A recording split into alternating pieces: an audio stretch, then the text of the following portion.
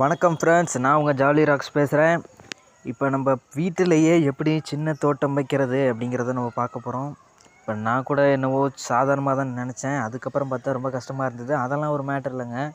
நம்ம செடி வாங்கி வைக்கிறதும் நம்ம நிலத்தை பராமரிக்கிறதுலையும் தான் இருக்குது.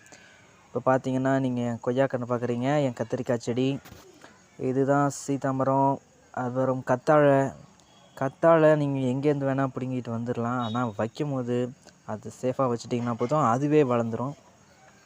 பார்த்திங்கன்னா தெரியும், வாழை மரம் வச்சுருந்தது. நான் வேறு இடத்துலையும் வாழை மரம் வச்சுருக்கேன். அது இல்லாமல் இந்த இடத்துல வாழை மரம் வச்சுருக்கேன். இதுதான் சீதாமரம் கன்று. இங்கே பார்த்திங்கன்னா எலுமிச்சை மரம்.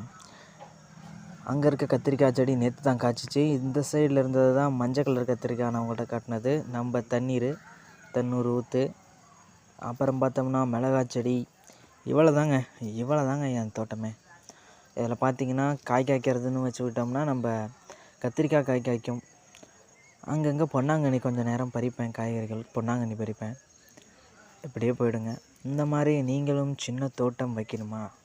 அதற்கு மண்ணை நல்லா பராமரித்து சுத்தம் பண்ணி, இங்கே பாருங்கள், இது வீட்டுக்கு முன்னாடி சைடு எடுத்ததுங்க. நம்ம வாழை மரம் நல்லா காய்ச்சிருக்கு. 3 தார் போட்டிருக்குங்க. 3 தார் போட்டிருக்கு.